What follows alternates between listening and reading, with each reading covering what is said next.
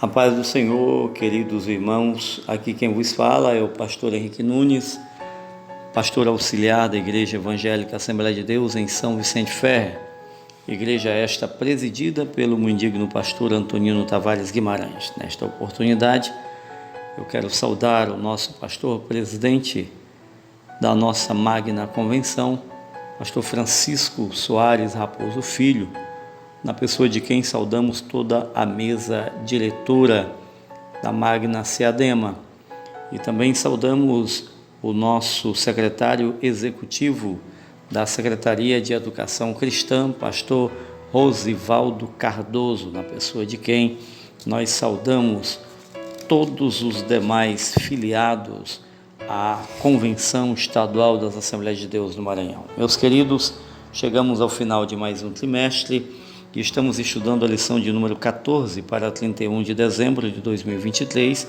que tem como assunto principal missões e a volta do Senhor Jesus. O texto áureo: e este evangelho do reino será pregado em todo o mundo, em testemunho a todas as gentes, e então virá o fim. Mateus 24:14. Verdade prática: a grande comissão deve ser cumprida antes do arrebatamento da igreja. A nós foi dada a oportunidade de fazermos o devocional desta quinta-feira, baseado em Mateus capítulo 24, versículo 14, que tem como título: a volta de Cristo está diretamente ligada à obra missionária. O texto já foi lido, mas irei repeti-lo. E este evangelho do reino será pregado em todo o mundo, em testemunho a todas as gentes, e então virá o fim. Na introdução da lição, temos a seguinte expressão: nesta lição encerraremos o trimestre relacionando a ordenança bíblica da evangelização mundial com o retorno de Jesus. O caráter de urgência da obra missionária tem a ver com a perspectiva iminente da volta de Jesus. Entendemos que a missão principal da igreja, meus queridos, sem dúvida nenhuma, é pregar o evangelho a toda criatura, segundo o que vaticina o Senhor Jesus em Marcos 16, 15 a 18 e Mateus 28, 19 a 20. Porém, entendo pela palavra que após o arrebatamento da igreja, essa missão ela sai das mãos da igreja e passa às mãos de anjos, como nós encontramos lá em Apocalipse capítulo 14, versículos 6 e 7.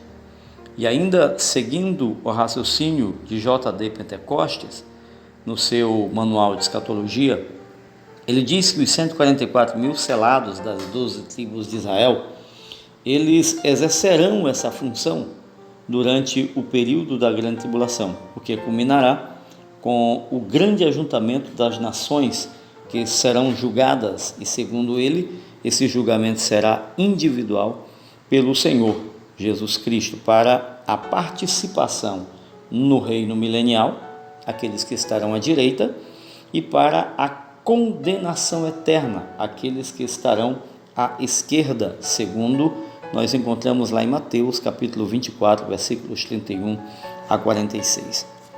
É importante lembrar que a volta de Cristo, ela dar-se-á em duas etapas distintas: o arrebatamento da igreja, que está lá em 1 Tessalonicenses capítulo 4, versículo 13 ao 18, também nós temos Tito capítulo 2, versículo 13, a face A do versículo.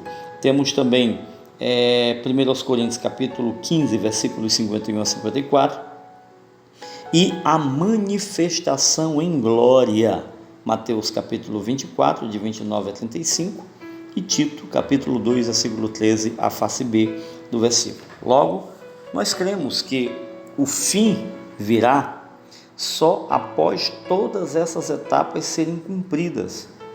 Eu entendo também que a iminente volta de Cristo, o arrebatamento da igreja, para a qual, diga-se de passagem, não haverá sinais específicos, não está diretamente ligada à evangelização do mundo na sua totalidade.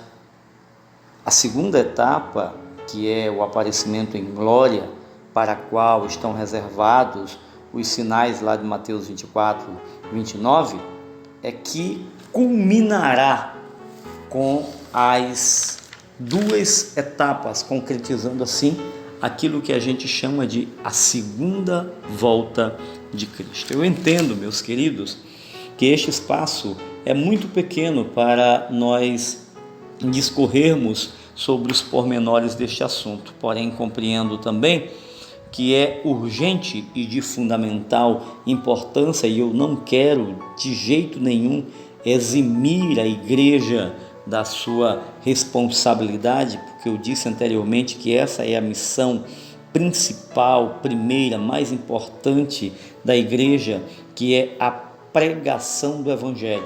Por que eu digo isso?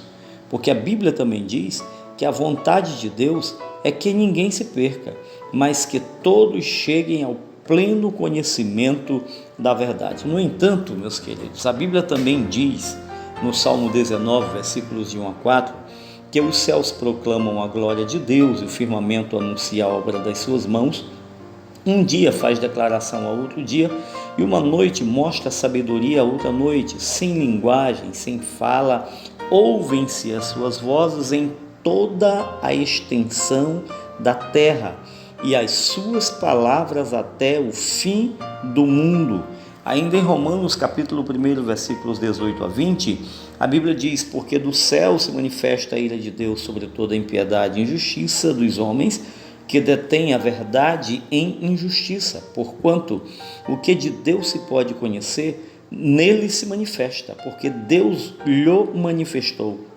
Porque as suas coisas invisíveis, desde a criação do mundo, tanto o seu eterno poder como a sua divindade, se entendem e claramente se veem pelas coisas que estão criadas, para que eles, os homens, fiquem inexcusáveis. Entendo que a obra missionária, ela perpassará o período da igreja. A igreja, enquanto portadora dessa mensagem, ela terá que cumpri-la cabalmente sob a pena de falhar no seu papel. Porém, após esta ser raptada daqui, outros proclamarão o evangelho do reino, e há quem faça uma diferença entre o evangelho da graça e o evangelho do reino, mas eu não vou entrar nesse mérito, e só então virá o fim. Como disse antes, eu entendo que o assunto é bem complexo, e também entendo que este meu comentário ele poderá gerar críticas, às quais eu estarei completamente aberto e terei também a humildade necessária para absorvê-las e, se preciso for, corrigir a trajetória. Então, neste momento, meus amados irmãos, eu louvo a Deus pela vida de todos vocês e louvo a Deus por essa missão tão importante de pregar o Evangelho e essa expectativa da volta de Cristo, da iminente volta do Senhor, que devem ser a tônica da igreja neste período tão conturbado. Jesus está voltando e nós precisamos estar preparados para a sua volta, cumprindo com isso o nosso papel de igreja. Frequente a escola dominical, seja um assíduo participante da mesma, para que você possa continuar crescendo espiritualmente. Que a graça do nosso Senhor Jesus Cristo, o amor de Deus e a comunhão do Espírito Santo esteja sobre todos vós agora e sempre. Amém.